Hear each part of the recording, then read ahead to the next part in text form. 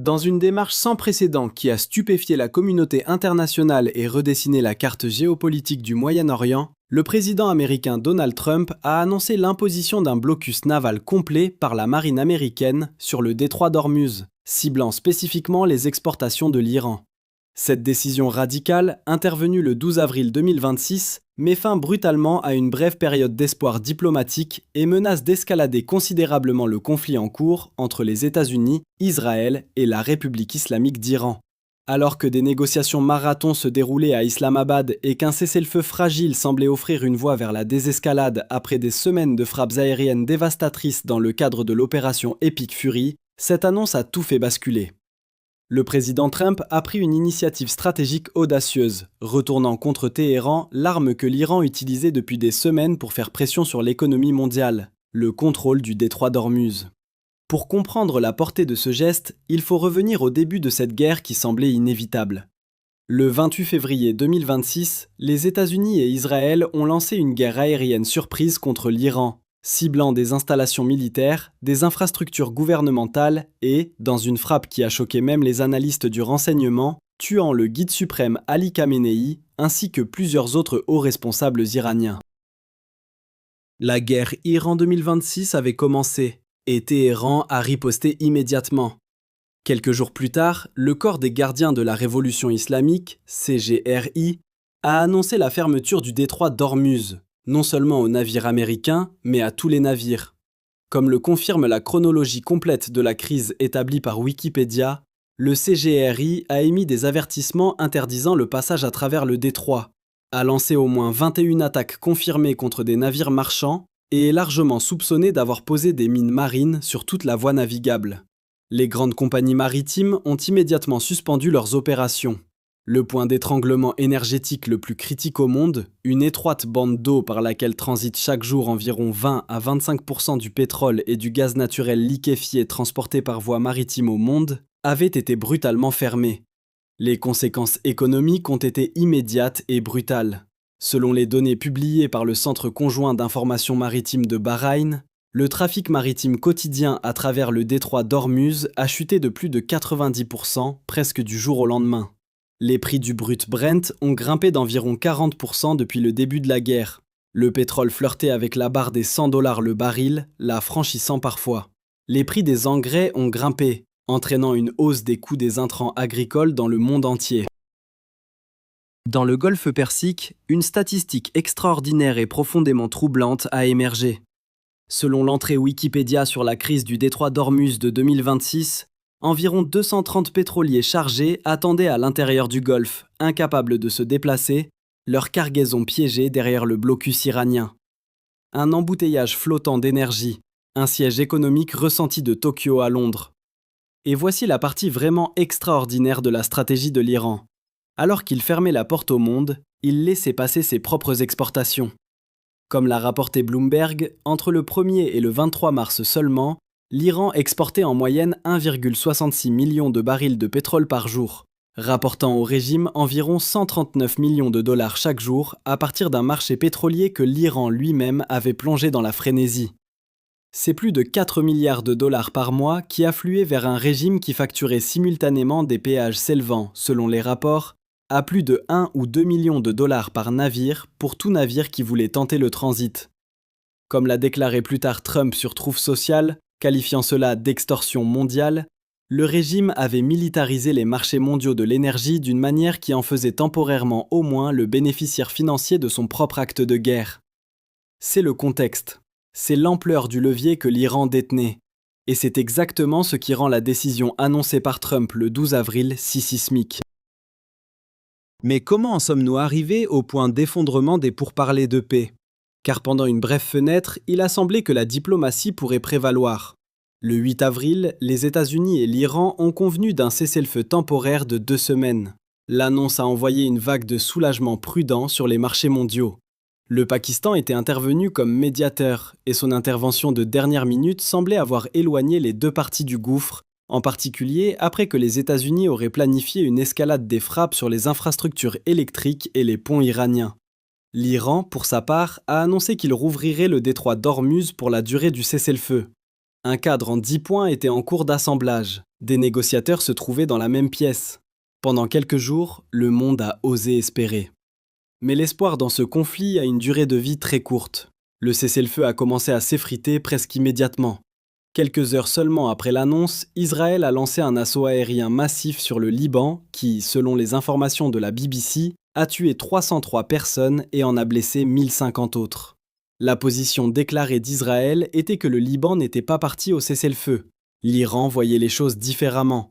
Le Hezbollah est un mandataire iranien. Une attaque contre le Hezbollah était, aux yeux de Téhéran, une attaque contre l'infrastructure stratégique de l'Iran. Le cessez-le-feu, du point de vue de l'Iran, avait peut-être été violé avant même que l'encre ne soit sèche. Puis vinrent les pourparlers d'Islamabad, une session de négociations marathon les 11 et 12 avril, la délégation américaine dirigée par le vice-président J.D. Vance siégeant face aux négociateurs iraniens et pakistanais pendant plus de 21 heures, comme l'a rapporté CNBC. Les sessions ont été intensives, des progrès auraient été réalisés sur plusieurs fronts. Mais il y avait une question. Un seul point de blocage inamovible que ni l'une ni l'autre des parties ne pouvait dépasser, le programme nucléaire de l'Iran. Trump l'a exposé crûment dans une publication sur Truth Social le 12 avril. Voilà, la réunion s'est bien passée. La plupart des points ont été convenus, mais le seul point qui comptait vraiment, le nucléaire, ne l'a pas été. Et puis est tombée la bombe. Avec effet immédiat, la marine des États-Unis, la meilleure au monde, commencera le processus de blocus de tous les navires tentant d'entrer ou de sortir du détroit d'Ormuz. Selon un reportage du magazine Time, la position de l'Iran n'était pas simplement une question de fierté nucléaire.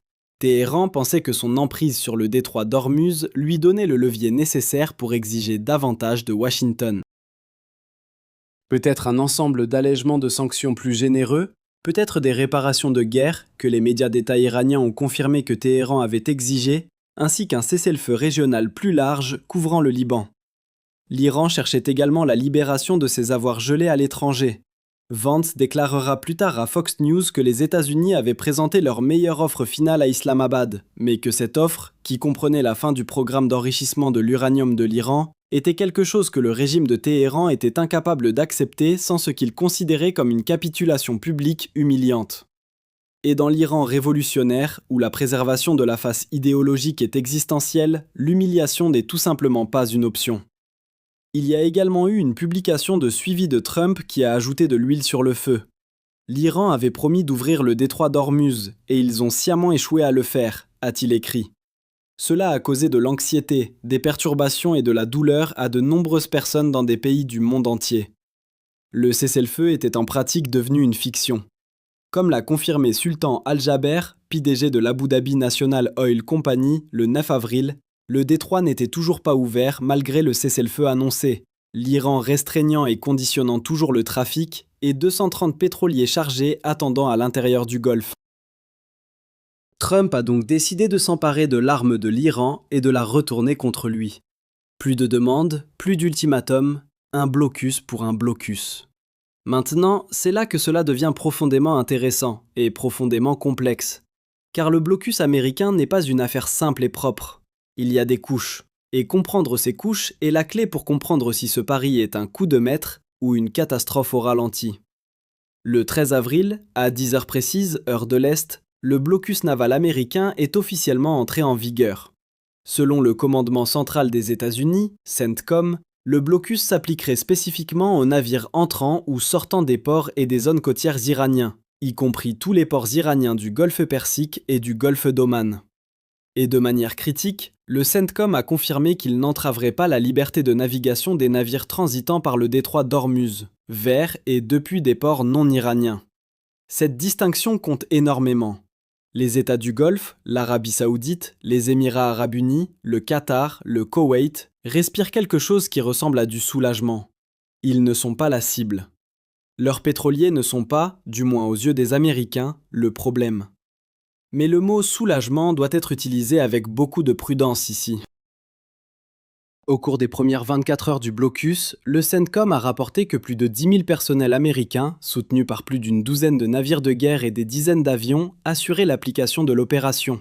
Aucun navire n'a tenté de forcer le blocus. 6 navires commerciaux qui ont reçu des ordres ont été redirigés vers des ports iraniens, selon l'entrée de Wikipédia sur le blocus naval. Les données de suivi des navires, rapportées par CNN, ont montré que peu de trafic entrait ou sortait des ports iraniens au cours de cette première journée complète d'opération. Tôt lundi matin, quelques heures avant l'entrée en vigueur officielle du blocus, les données en temps réel de la société d'analyse maritime Kepler montraient des navires évitant proactivement le détroit entièrement, avec beaucoup moins de navires dans la zone que la veille. Quel est le matériel derrière cette opération ? Parlons-en, car la présence militaire américaine dans cette région est formidable. Selon CBS News, l'armée américaine dispose actuellement du porte-avions USS Abraham Lincoln, de 11 destroyers et du groupe amphibie USS Tripoli opérant au Moyen-Orient. L'USS Gerald Ford et des destroyers supplémentaires sont déployés en Méditerranée et sont à portée du théâtre d'opération. Avant le début du blocus, le commandement central des États-Unis a dépêché 2 destroyers lance-missiles, l'USS Frank E. Peterson et l'USS Michael Murphy, à travers le détroit d'Ormuz pour une mission de déminage. Tous deux sont des destroyers de la classe Harley Burke, équipés du système de combat avancé Aegis, conçu pour détecter et contrer les drones et les missiles entrants. L'USS Santa Barbara et l'USS Canberra pourraient également être déployés, car tous deux transportent des hélicoptères MH-60S équipés du système aéroporté de détection de mines laser AN/AES, un spécialement conçu pour trouver des mines de surface. Certains de ces mêmes hélicoptères pourraient transporter des systèmes aéroportés de neutralisation des mines AN/ASQ-235, essentiellement des drones kamikazes consommables qui sont déployés directement sur toute mine qu'ils détectent, la détruisant à l'impact. Pourquoi le déminage est-il si important ? Parce qu'il s'agit peut-être de la phase la plus critique de tout le blocus. L'Iran détiendrait entre 2000 et 6000 mines marines, selon le Jerusalem Post. Et il y a un facteur de complication qui frise l'absurde. Des responsables américains ont déclaré que l'Iran a, selon leurs termes, oublié où certaines de ces mines ont été placées. Si les propres forces de l'Iran ne savent pas où se trouvent toutes les mines, le nettoyage d'un couloir de passage sûr à travers le détroit devient une opération énorme et potentiellement dangereuse. La priorité apparente de l'Amérique est d'établir des voies claires vers les principaux ports de l'Iran, des itinéraires qui permettraient aux États-Unis de faire respecter leur régime d'interdiction tout en laissant passer le trafic commercial non iranien. L'amiral à la retraite James Stavridis, qui a précédemment occupé le poste de commandant suprême des forces alliées de l'OTAN, a proposé un cadre utile pour penser le blocus lors d'une conversation avec Fortune. Il l'a décrit comme étant à mi-chemin entre laisser le détroit sous contrôle iranien et la menace précédente d'anéantir l'Iran en tant que civilisation. Cela exerce une pression économique sur Téhéran sans détruire les installations pétrolières que vous devriez vouloir préserver pour l'avenir, a-t-il déclaré à Fortune. Il convient de noter que ces installations pétrolières, si elles sont préservées, seraient extrêmement précieuses dans tout scénario de reconstruction et de normalisation post-conflit. Mais le blocus lui-même est, comme l'a déclaré Andreas Krieg, maître de conférence à la School of Security Studies du King's College de Londres à NBC News, pas un blocus historique propre. C'est, selon ses termes, un régime d'interdiction désordonné et à haut risque. Les États-Unis devraient identifier, suivre, héler, dérouter et, dans certains cas, potentiellement aborder des navires liés aux ports iraniens, tout en opérant dans l'une des voies navigables les plus fréquentées, les plus politiquement sensibles et maintenant les plus lourdement minées de la planète. C'est le bon moment pour faire une pause. Revenons maintenant aux enjeux. Et les enjeux ici sont on ne peut plus mondiaux. La stratégie de l'Iran en réponse au blocus américain a été jusqu'à présent une combinaison de défis, de menaces et, curieusement, d'un soupçon d'ouverture continue. Les forces armées iraniennes ont déclaré que le blocus s'apparentait à de la piraterie. Le CGRI a averti que tout navire militaire s'approchant d'Ormuz serait considéré en violation de l'accord de cessez-le-feu. Le porte-parole du Parlement iranien, Ibrahim Rezi, a écrit sur X que le blocus était un bluff et que l'Iran pourrait également révéler d'autres cartes que nous n'avons pas encore utilisées dans ce jeu. Le ministre iranien de la Défense par intérim a annoncé que les forces armées du pays étaient en, et c'est une phrase qui devrait concentrer toutes les attentions, alerte au combat maximal. Mais le ministre iranien des Affaires étrangères, Abbas Araghchi, a simultanément passé des appels diplomatiques à ses homologues saoudiens et qataris. Et selon les informations de CNN, le 14 avril, au moins 4 navires liés à l'Iran ont traversé le détroit d'Ormuz, ce qui suggère que le blocus, et comme Trump lui-même le laissera entendre plus tard, était encore en train d'évoluer vers sa phase d'application. Pendant ce temps, la réaction internationale a été tout aussi significative. Le porte-parole du Kremlin russe, Dmitri Peskov, a averti publiquement, déclarant aux journalistes: très probablement, de telles actions continueront d'avoir un impact négatif sur les marchés internationaux. Il a ajouté que de nombreux détails restaient flous et que Moscou s'abstiendrait de commentaires plus substantiels pour le moment. La Chine, qui achète la grande majorité des exportations de pétrole de l'Iran, fait face à une exposition économique énorme. L'Inde, un autre acheteur majeur d'énergie du Golfe, est tout aussi vulnérable.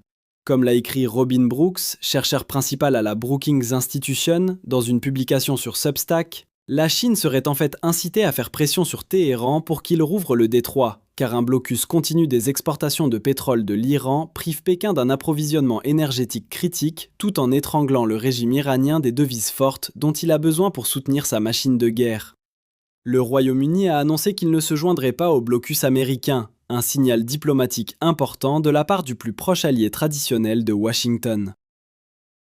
Mais quelques heures seulement après que Trump a suggéré que d'autres nations étaient prêtes à participer, un haut responsable militaire de l'OTAN a déclaré à CBS News que le Royaume-Uni dirigeait en fait les efforts de planification d'une coalition de plus de 40 nations du monde entier, dont beaucoup de l'OTAN, visant à rétablir la liberté de navigation dans le détroit d'Ormuz.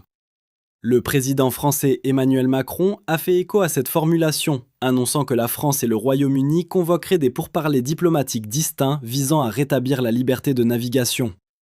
Netanyahou a exprimé le plein soutien israélien au blocus naval. Le tableau est celui d'un alignement international complexe et fracturé, l'Amérique menant l'action d'application dure, tandis que les alliés européens préfèrent une diplomatie multilatérale menée en parallèle.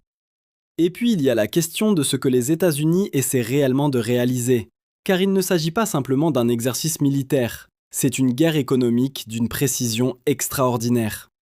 Considérez les chiffres. Selon Bloomberg, l'Iran gagnait environ 139 millions de dollars par jour grâce à ses exportations de pétrole au cours des 3 premières semaines de mars seulement, plus de 4 milliards de dollars par mois. C'est une bouée de sauvetage stupéfiante pour un régime dont l'économie était déjà en profonde détresse avant le début de l'opération Epic Fury. Chaque pétrolier qui ne peut pas quitter un port iranien est de l'argent qui n'atteint pas Téhéran. Chaque compagnie maritime qui cesse de payer les péages de transit illégaux de l'Iran, qui s'élèvent selon les rapports à plus de 2 millions de dollars par navire, est une autre source de revenus qui se tarit. Les États-Unis n'ont pas besoin de détruire l'Iran pour le vaincre économiquement. Ils doivent fermer le robinet. Et c'est précisément ce que le blocus est conçu pour faire. Trump a rendu son calcul explicite dans une interview à Fox News. Ils n'ont pas quitté la table des négociations, a-t-il déclaré. Je prédis qu'ils reviendront et qu'ils nous donneront tout ce que nous voulons. Et je dis à mes collaborateurs, je veux tout. Je ne veux pas 90%, je ne veux pas 95%. Je leur ai dit que je voulais tout. Ce n'est pas le langage du compromis, c'est le langage de la pression maximale. Une doctrine stratégique que l'administration Trump a déjà utilisée par le passé. La logique est la suivante. Rendre le coup de la non-conformité si insupportable que l'instinct de survie du régime iranien l'emporte sur sa rigidité idéologique. Vance l'a dit crûment sur Fox News. Si les Iraniens tentent de s'engager dans le terrorisme économique, nous allons respecter le principe simple selon lequel aucun navire iranien ne sortira non plus. Mais c'est ici que le pari devient visible. Le régime iranien n'est pas un gouvernement ordinaire, confronté à une pression économique ordinaire. C'est une théocratie idéologique qui a survécu à des décennies de sanctions, de crises internes, de guerres par procuration et d'isolement international. La logique économique standard, l'idée que lorsque vous nuisez suffisamment à une économie, son gouvernement fera des concessions rationnelles, ne s'applique pas toujours proprement à un régime dont la légitimité repose non pas sur la prospérité, mais sur l'identité révolutionnaire. Amener l'Iran à abandonner son programme nucléaire en particulier est, comme l'ont montré à maintes reprises les négociations précédentes, extrêmement difficile. Le programme nucléaire n'est pas seulement un atout stratégique pour Téhéran, c'est une question de fierté nationale, de survie du régime et de défi à ce que l'Iran décrit comme l'impérialisme occidental. C'est pourquoi la meilleure offre finale de J.D. Vance a été rejetée. Non pas parce que l'Iran a mal calculé, mais parce que le régime iranien pourrait sincèrement croire qu'il ne peut pas survivre aux retombées politiques intérieures d'une capitulation. Il y a également le défi opérationnel de maintenir le blocus étanche. Comme l'a souligné l'analyse de NBC News, l'application d'un régime d'interdiction dans le détroit d'Ormuz est une opération complexe, à haut risque et juridiquement contestable. À court terme, Fortune a rapporté que les analystes estiment que les États-Unis peuvent réalistiquement escorter 3 à 4 navires commerciaux par jour à travers le détroit, en utilisant 7 à 8 destroyers fournissant une couverture aérienne en fonction du niveau de menace des sous-marins, des vedettes rapides et des drones iraniens. L'Inde et le Pakistan ont déployé leurs propres destroyers pour escorter des pétroliers dans le golfe d'Oman, mais pas à l'intérieur du détroit d'Ormuz lui-même. L'Inde exécutant ce qu'elle appelle l'opération Urga, déployant plus de 5 navires de guerre de première ligne, y compris des destroyers et des frégates, pour escorter plus de 20 navires de charge battant pavillon indien. Mais avant la guerre, une moyenne de 138 navires par jour transitaient par le détroit d'Ormuz. L'écart entre ce que les États-Unis peuvent escorter et ce que le trafic normal exige est énorme. Tout ce qui glisse à travers cet écart est une vulnérabilité. Une attaque iranienne réussie sur un navire commercial, une seule, pourrait suffire à geler tout le trafic maritime commercial non iranien dans la région. Encore une fois, les navires de guerre de la marine américaine sont endurcis contre les menaces de drones et de missiles iraniens. Les pétroliers commerciaux manœuvrés par des équipages civils sans système de défense aérienne ne le sont pas. L'Iran a déjà démontré sa capacité à mettre mal à l'aise les navires de guerre américains. Lorsque des destroyers américains ont traversé le détroit d'Ormuz le 11 avril, le CGRI a immédiatement lancé un drone dans leur direction, affirmant dans les médias iraniens que les navires américains avaient fait demi-tour en conséquence. Quelle que soit la véracité de cette affirmation spécifique, elle illustre quelque chose d'important. Chaque navire de guerre américain stationné dans ou près du détroit pour faire respecter le blocus est une cible lente à l'intérieur de ce que Fortune a décrit avec précision comme un potentiel killbox. L'Iran a les mines, l'Iran a les vedettes rapides, l'Iran a les drones et l'Iran a la géographie côtière. Les États-Unis ont la puissance de feu et la technologie. Le détroit est suffisamment étroit pour que les deux choses soient vraies simultanément. Alors, où cela nous mène-t-il ? Quels sont les scénarios possibles à partir d'ici ? Le premier est le scénario sur lequel Trump parie. La douleur économique force l'Iran à revenir à la table. Et cette fois, Téhéran fait la concession sur son programme nucléaire qu'il a refusé de faire à Islamabad. Le blocus dans ce scénario est un instrument à court terme de pression maximale, qui permet d'obtenir une solution diplomatique durable. Robin Brooks, de la Brookings Institution, a soutenu que cela était en fait plausible, écrivant que la Chine, profondément investie dans le pétrole iranien, serait incitée à faire pression sur Téhéran pour qu'il rouvre le détroit, ajoutant une puissante pression économique de second ordre sur le régime de la part de Pékin. Dans ce scénario, les prix du pétrole, qui selon le secrétaire américain à l'énergie Chris Wright lors de la conférence sur l'économie mondiale de Sémaphore le 13 avril, resteraient élevés, et peut-être même en hausse jusqu'à ce qu'un trafic maritime significatif passe, culminerait, puis se stabiliserait à mesure qu'un accord se matérialise, peut-être d'ici quelques semaines. Le deuxième scénario est l'impasse prolongée. L'Iran ne cède pas rapidement. Le blocus tient, mais n'obtient pas la concession nucléaire. La douleur économique s'étend au-delà de l'Iran, à la Chine, à l'Inde, à l'Europe et, oui, aux États-Unis eux-mêmes. Les prix mondiaux du pétrole restent élevés ou continuent d'augmenter. Le brut Brent, qui a bondi au-delà de $13 le baril immédiatement après l'annonce du blocus par Trump, selon CNBC, pourrait grimper considérablement plus haut. Le coût pour l'économie mondiale du maintien d'un blocus à long terme s'escalade bien au-delà de ce que n'importe quelle administration américaine pourrait soutenir politiquement. Le troisième scénario, et le plus dangereux, est l'escalade. L'Iran, se sentant acculé et humilié, décide d'utiliser ces autres cartes auxquelles Reissi a fait allusion. Attaque d'essaims de vedettes rapides, frappe de drones sur des navires de guerre américains, barrage de missiles sur un navire commercial non iranien, attaque de missiles plus larges sur les infrastructures des États du Golfe. N'importe lequel de ces événements pourrait déclencher une chaîne de réponse militaire qui est véritablement difficile à contrôler. Le Wall Street Journal, citant des responsables américains, a rapporté que Trump envisageait déjà la reprise de frappes militaires limitées sur l'Iran pour débloquer l'impasse des négociations. ciblant ce que Trump lui-même a décrit dans une interview à Fox News comme les usines de dessalement de l'Iran et les infrastructures de production d'électricité. La menace de détruire le peu qui reste de l'Iran n'était pas une figure de rhétorique. C'est une contingence qui semble faire l'objet d'une planification active.